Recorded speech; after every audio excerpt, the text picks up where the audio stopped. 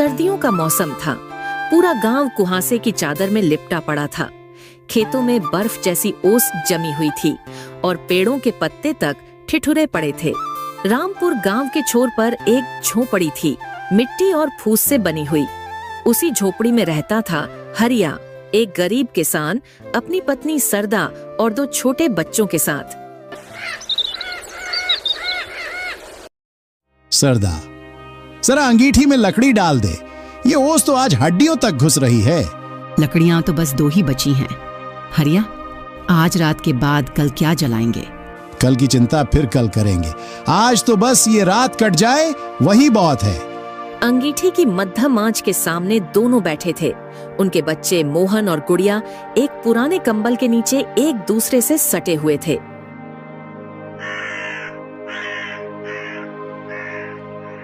स्वामी, सेठ धनीराम कल फिर आएगा। पिछली बार तो तूने उसे टाल दिया था, अब क्या कहेगा? कह दूंगा फसल कटने तक रुक जाए, अब की बार अच्छी पैदावार होगी, भगवान चाहे तो सब ठीक हो जाएगा। सेठ धनीराम गांव का अमीर साहूकार, जिसके पास आधे गांव के खेत गिरवी रखे थे। उसका नाम सुनते ही गरीबों के दिल में डर उतर आता था।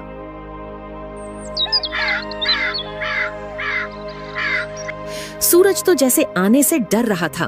आसमान धुंध से भरा था और गांव में सन्नाटा पसरा हुआ था। हरिया फटी हुई चादर ओढ़े हल कंधे पर लिए खेत की ओर चल पड़ा।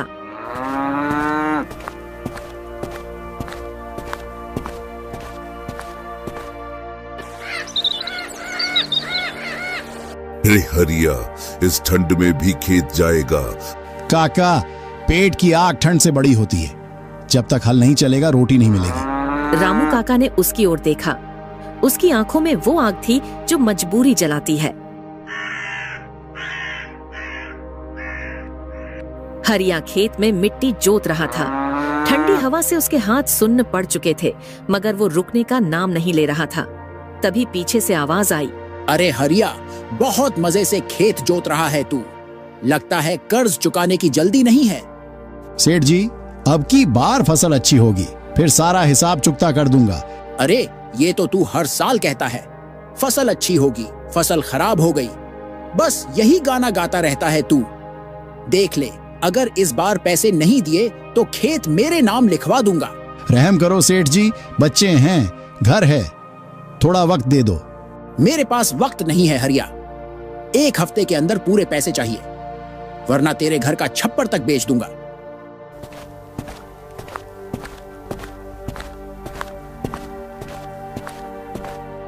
सेठ के जाते ही हरिया का मन बुझ गया।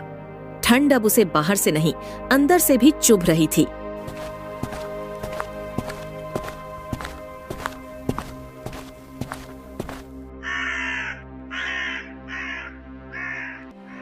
क्या हुआ जी, फिर से सेठ आ गया था क्या? हाँ, वही आया था, धमकी दे गया, अब की बार पैसे ना दिए तो खेत ले लेगा।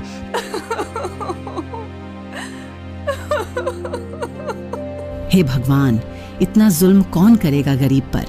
जो खेत है वही तो हमारी रोटी का सहारा है। मत रो सरदा, भगवान देख रहा है, ये ठंड चाहे जान ले ले पर मेहनत का फल जरूर देगा। रात बीतती गई, ओस जमने लगी, हवा चीखने लगी और उनके झोपड़े की दीवारें कांपने लगी। बच्चे कंबल में सिमट गए। हरिया की आंखों में नींद नहीं थी, सिर्फ चिंता थी। गांव के बाहर की नदी पर पुल टूट गया था। ठंड और बर्फीली हवा के कारण कोई काम पर नहीं जा रहा था। गरीबों के लिए यह ठंड किसी सजा से कम नहीं थी।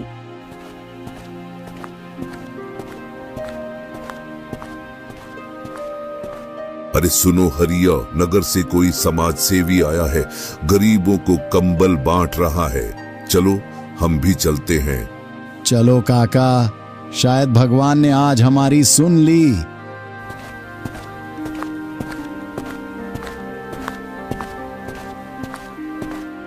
हरिया और रामू काका उस नगर सेवक के पास पहुँचे। वो वहाँ भीड़ लगी थी, सब ठिठुरते हुए लाइन में खड़े थे। भाइयों, सबको 1-1 कंबल मिलेगा, बस धक्का मत देना। हरिया की बारी आई, तभी कुछ अमीर लोग आकर बीच में घुस गए। उन्होंने झट से सारे कंबल उठा लिए। हम गरीबों के लिए तो यहां भी कुछ नहीं बचा। ठंड और भूख दोनों ने हरिया को तोड़ दिया था, लेकिन उसके अंदर अभी भी एक चिंगारी थी, उम्मीद की।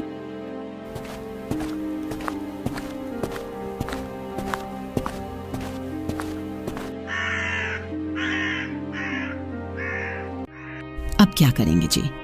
न कंबल न लकड़ी। हिम्मत रख सरदा, कल मैं कुछ सोचूंगा। शायद जंगल से लकड़ियां काट कर बेचूं। कुछ पैसे जुट जाएं तो बच्चों के लिए खाना और एक कंबल खरीद लूंगा। अंगीठी की राख ठंडी पड़ चुकी थी, लेकिन हरिया की आंखों में अब भी आंच थी, भूख और ठंड से लड़ने की। सुबह की पहली किरण अभी तक गांव तक नहीं पहुंची थी। चारों ओर कोहरा फैला हुआ था। पेड़ों की शाखों पर ओस की बूंदें चमक रही थीं, जैसे किसी ने मोती बिखेर दिए हो। लेकिन इस खूबसूरत नजारे के पीछे छुपी थी ठंड की निर्दयी मार। गांव का हर गरीब इंसान इस ठंड से कांप रहा था, और सबसे ज्यादा तकलीफ में था हरिया किसान। हे भगवान, ये ठंड तो जैसे जान लेकर ही जाएगी। घर में ना तेल है ना लकड़ी, सर्दी में बच्चे भी कांप रहे हैं। पता नहीं कैसे गुजरेगी ये रातें।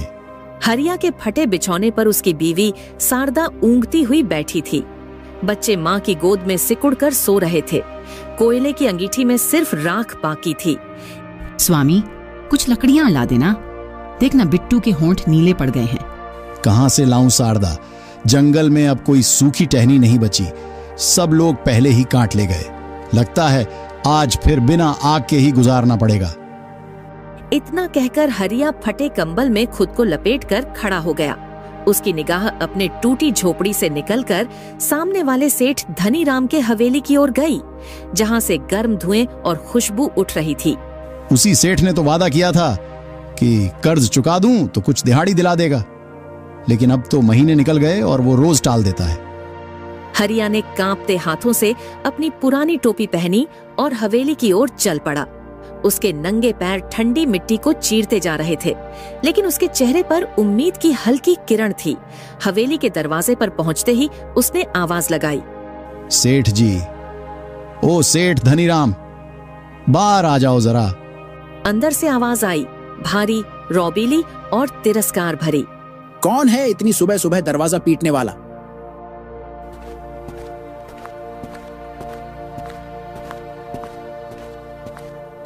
मैं हूं सेठ जी, हरिया किसान। काम की बात करनी थी। हरिया? ओह, वही जो पिछली बार आधा खेत गिरवी रखकर कर्ज लिया था। क्या हुआ, चुका दिया कर्ज? नहीं सेठ जी, ठंड में तो कुछ काम ही नहीं मिला। बच्चे भूखे हैं, इसलिए सोचा कोई छोटा मोटा काम मिल जाए तो। काम? अभी तो ठंड का मौसम है, खेतों में कुछ नहीं होता, और मैं मुफ्त में पैसे नहीं बांटता, समझे? जाओ यहां से। हरिया ने हाथ जोड़ दिए। उसकी आंखों में नमी थी। सेठ जी, दया कर दीजिए, बच्चे ठंड से कांप रहे हैं, बस थोड़ी सी लकड़ी दे दीजिए। मेरी लकड़ी जलाने आए हो? जाओ हरिया, मेहनत करो, भीख मांगने से पेट नहीं भरता। इतना सुनते ही हरिया का सिर झुक गया। वह बिना कुछ बोले वहां से चला गया। आसमान में कोहरा और गहरा हो चुका था। सूरज की रोशनी तक धरती पर नहीं उतर पा रही थी। वो दिन था जब ठंड ने हर गरीब किसान का इम्तिहान लिया। हरिया अपने बच्चों के लिए ईश्वर से प्रार्थना करता रहा, और उधर सेठ धनीराम की हवेली में गर्म अंगीठियों के सामने महफिल सजी थी।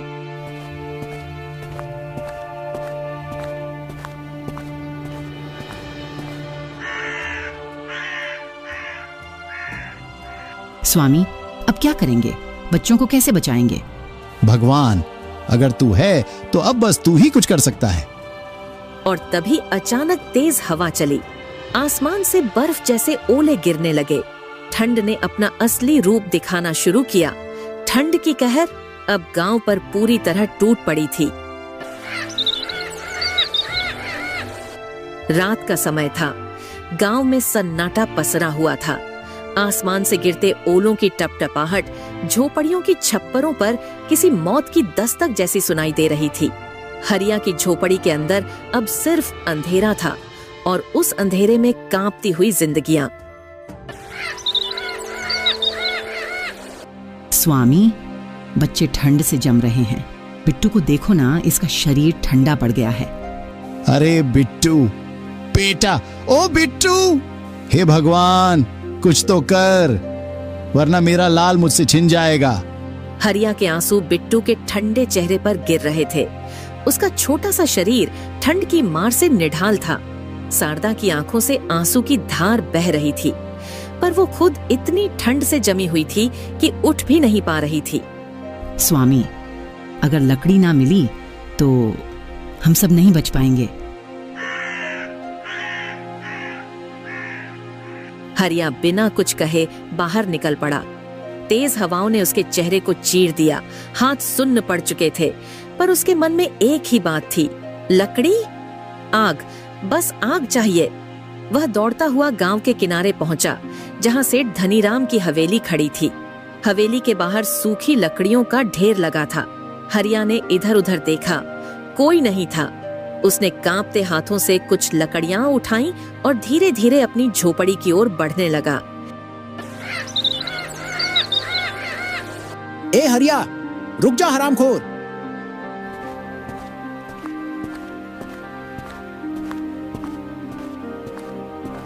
सेठ जी, मैं चोरी नहीं कर रहा था, बस थोड़ा सा लकड़ी चाहिए थी बच्चों के लिए। मेरी लकड़ी जलाएगा तू? कमीने, अब भी सिखाता हूं तुझे सबक। सेठ ने नौकरों को बुलाया। 2 मजदूरों ने आकर हरिया को धक्का दे दिया। वो ठंडी जमीन पर गिर पड़ा।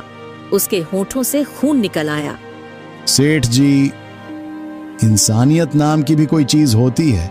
मैं चोर नहीं हूं, पिता हूं, अपने बच्चों को बचाने आया था। जाओ भागो यहां से, वरना पुलिस बुलाऊंगा। हरिया ने कुछ नहीं कहा। उसने बस एक नजर आसमान की ओर उठाई। सफेद कोहरा, सन्नाटा और बेरहम ठंड, यही उसका जवाब था। वो लड़खड़ाते हुए झोपड़ी की ओर लौटा। स्वामी लाए लकड़ी? नहीं शारदा, बस खुद को लेकर लौटा हूं। शारदा ने बिना कुछ बोले अपना सिर हरिया के सीने पर रख दिया। दोनों चुप थे, बस बच्चे धीरे धीरे सिसक रहे थे। हरिया ने उन्हें अपनी बाहों में भर लिया, अपने शरीर की आखिरी गर्मी उनके अंदर बांटने की कोशिश करते हुए। रात लंबी थी और ठंड निर्दयी। हरिया की सांसें धीरे धीरे धीमी पड़ने लगी। सुबह जब गांव वाले जागे तो उन्होंने देखा हरिया अपनी बीवी और बच्चों को बाहों में समेटे हुए शांत पड़ा था। उसकी आंखें खुली थीं, जैसे किसी आसमान की ओर कुछ पूछ रही हो। गांव में खलबली मच गई। सब कहते थे, बेचारा हरिया ठंड से मर गया। पर कोई ये नहीं समझ पाया कि हरिया ठंड से नहीं, सेठ की निर्दयता से मरा था। क्या हुआ? मर गया वो गरीब? अच्छा हुआ, एक बोझ कम हुआ गांव से। लेकिन उसी रात सेठ की हवेली में कुछ अजीब होने लगा। जहां लकड़ियां रखी थीं, वहां आग अपने आप भड़क उठी। हवेली की दीवारों से सर्द हवा नहीं, बल्कि किसी की आवाज आने लगी, सेठ, तूने मेरी मासूमियत की कीमत ठंड से चुकाई है। सेठ चीखता हुआ हवेली से बाहर भागा, पर उसके चारों तरफ वही कोहरा, वही ठंड और वही सन्नाटा था। और उस सन्नाटे में बस एक नाम गूंज रहा था, हरिया। इस तरह ठंड की उस भयानक रात ने एक गरीब किसान की सांसें तो ले लीं, पर उसके दर्द ने पूरे गांव को एक सबक दे दिया कि जब अमीरी इंसानियत को निगल जाती है तो प्रकृति खुद इंसाफ करती है। सुबह का वक्त था। कोहरा धीरे धीरे छूट रहा था, लेकिन गांव के ऊपर अब भी एक भारी सन्नाटा पसरा था। पंछियों की आवाजें थम चुकी थीं और उस सन्नाटे के बीच गांव के लोग हरिया की टूटी झोपड़ी के सामने इकट्ठा थे। अरे देखो ना, हरिया अपनी बीवी और बच्चों के साथ जमे हुए मिले हैं। भगवान कसम, ऐसी मौत किसी दुश्मन को भी न मिले। ठंड तो हर साल पड़ती है, पर इस बार तो कहर बनकर आई। सभी की आंखों में आंसू थे, पर किसी के पास जवाब नहीं था। हर कोई अंदर से जानता था, अगर किसी ने थोड़ी भी मदद की होती तो शायद हरिया आज जिंदा होता। कल तो यही सेठ धनीराम से मदद मांगने गया था ना? हाँ, पर सेठ ने उसे दुत्कार दिया। सुना है रात को सेठ की हवेली में भी कुछ अनहोनी हुई है। लोग कानाफूसी करने लगे। सेठ की हवेली में रात को आग लगी थी, कोई आवाजें आ रही थीं। सेठ पागलों की तरह चिल्ला रहा था। नहीं नहीं, मैंने कुछ नहीं किया।